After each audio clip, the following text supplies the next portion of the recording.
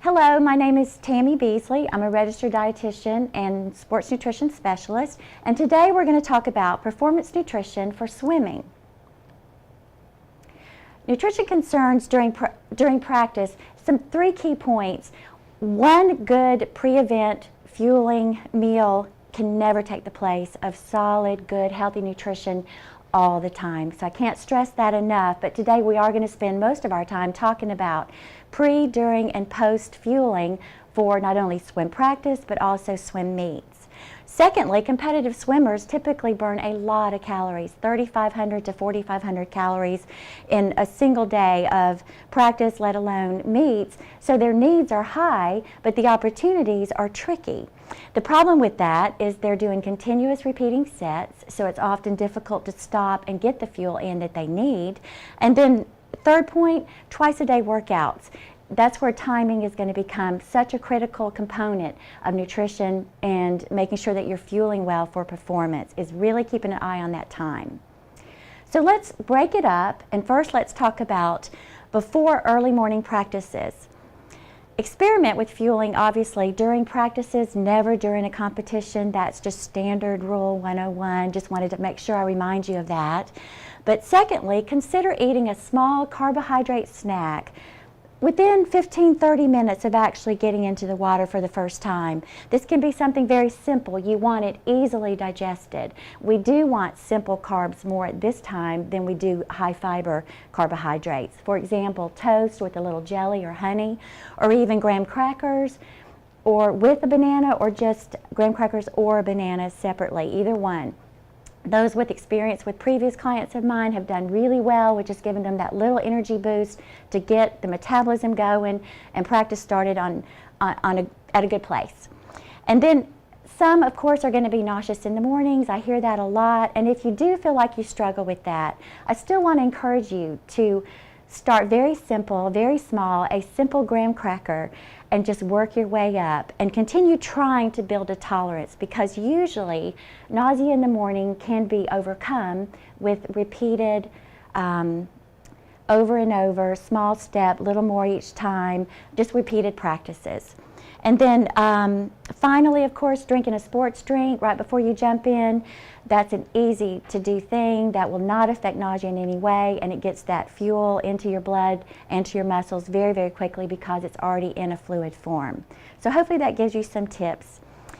And then during and after morning practices, we've got before covered, so let's move to during. During, alternate between water and sports drinks. I've had too many of my swimming athletes tell me that I can't stop, or I don't stop, or I'm in the water so I don't even think about drinking because water's all around me. It's critical. Your body, even if you're in the water, you are losing fluid. The possibility of dehydration is very real for a swimmer, just like it is for a runner. So it's very important to prevent that dehydration, because the dehydration itself cuts your performance. Studies show 20% reduction in performance by just a couple of pounds of dehydration from sweat loss. So that's just too much to risk, especially when a swim meet can be a matter of seconds, milliseconds, in who wins and who places second. It's also very important to maintain that blood sugar. I had one particular athlete simply add Gatorade, sitting on the side, and she would, in between her sets, just take a swig or two.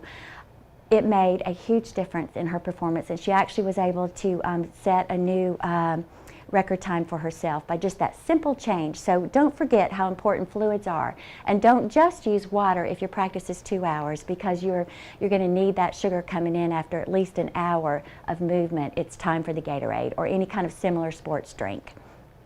After morning practices, it's critical, eat a recovery snack. The window of time that your body is most open to refueling energy and building back the muscle tissue to be stronger is that first 30-minute window. So if you happen to know that breakfast is going to come within 30 minutes of finishing your practice that morning, great, you're set. But if it's going to be later than that, I strongly encourage you to plan ahead and have something very simple, easy, like low-fat chocolate milk. The studies repeatedly say that low-fat chocolate milk is really one of the best post-recovery fuel sources that an athlete can choose to have. It's natural sodium, natural potassium, great energy, perfect ratio of carbohydrates to protein, and I'm not on the Dairy Council board, so I get no kickback for saying that. Another option would be certainly, again, an easy breakfast meal, but often athletes are not as excited about a solid meal as they are about drinking their calories, because exercise does cut into your appetite, at least for the first hour. You just don't feel as hungry. Okay, a couple examples of recovery breakfasts just to walk through. If you have time to prepare, can't get better than scrambled eggs, Canadian bacon, on a whole wheat English muffin, fresh fruit, something like oatmeal. You can cook that with milk to bump up the protein. Add some nuts, fresh berries, or banana. If you're in a hurry, take a whole grain wrap and throw turkey and cheese in it, wrap it up, grab a banana, jump in the car, off you go. Of course, whole grain bagel with peanut butter and fruit such as apple slices, grapes is always a favorite of many athletes that I work with. If you're not a breakfast eater, don't skip it. The most important meal, especially post-practice. But some examples, if you're just not into the solid breakfast meal, could be a power smoothie, where you use low-fat milk and or low-fat yogurt, bump up the protein by adding a scoop or two of whey protein, fresh and or frozen fruit, and peanut butter is always optional. Protein energy ready to drink supplements such as Boost or Carnation Instant Breakfast is also an alternative that I would recommend if you're one of those that's just not going to stop to take the time to eat. At least drink your breakfast. Thirdly, protein energy bar like Cliff Builder. Most energy bars either have too little protein or they're really protein bars with too little energy. Cliff Builder is an example of one that has a great ratio of carbohydrates to protein.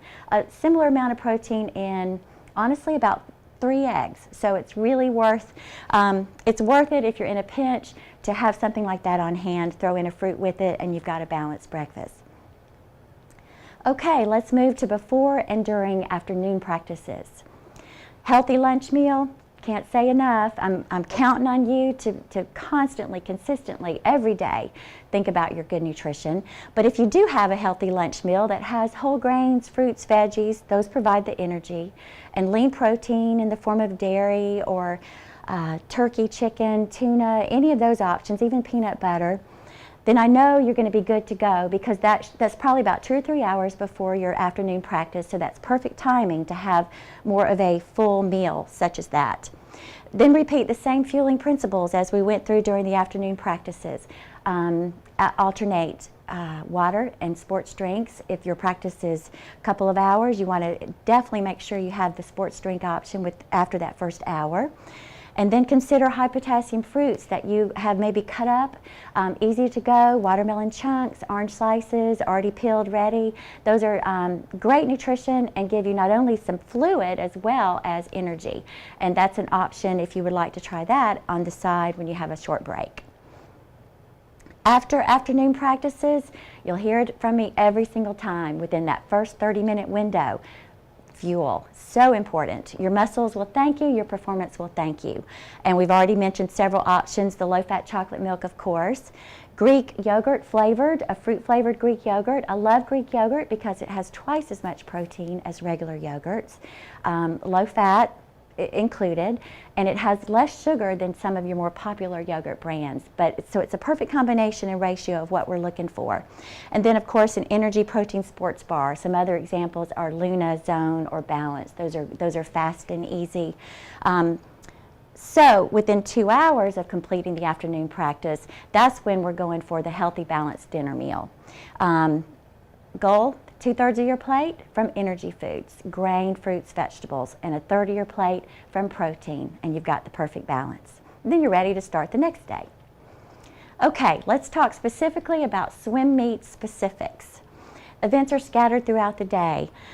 The athlete may swim several high-intensity events, but the yardage will not be nearly as high as in a practice setting. And fueling between events is absolutely critical. So, what can we do? If it all matters, it's all based on the amount of time you have before the next event. That's what you have to judge your choice of nutrition on the time. If it's less than 1 hour, you've got to think easy to digest, you've got to eat something that gives you energy. You don't need the protein. Protein will slow down the absorption of the energy. Fats will slow down the absorption of the energy. So that's why think carbs. The quicker you are to the event, the closer you are to that gun going off, that's carbohydrate territory.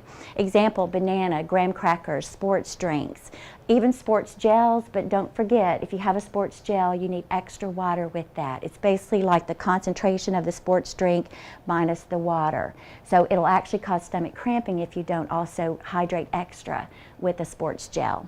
If you have longer than, say, 2 or 3 hours between events, that's when you add more carbs and possibly a little bit of protein, but you definitely want to concentrate on getting more carbs as a priority. For example, a bagel or a high carb energy bar, Cliff bars, not Cliff Builder, but Cliff bars. They have less protein, but they have more energy than most of your bar supplements out there. And homemade trail mix, that's where dried fruit, whole grain cereal mixed. If you notice, I really don't add the nuts yet. You could add just a little, but we're thinking energy, but more of it. Now, when we move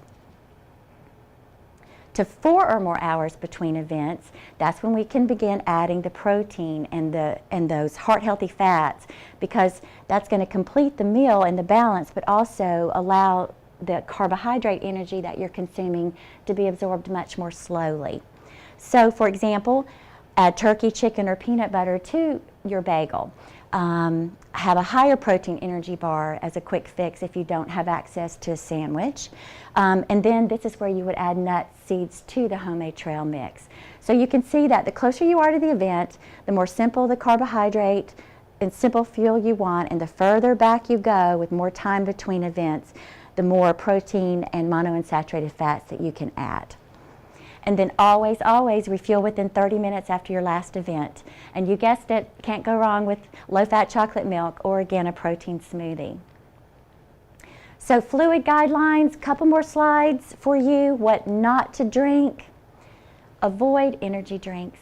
So popular with especially middle school, high school, college age, but we don't even have time to go into my soapbox on why energy drinks are not the best choice for you. I've had too many athletes that actually end up having to stop in the middle of competition or not even be able to get started because of a rapid heart rate, jittery feeling, nervousness, inability to actually concentrate or perform because they're over jazzed. And you don't want to waste all that practice and ruin it with just consumption of an energy drink, which takes away your ability to perform at your best. Don't be swayed by the advertisements, and don't be swayed by quick fixes. Real food is never going to be better than that. You can't compromise, and you'll never fail by choosing to fuel with real food, real fluids, versus a fake energy source such as energy drinks.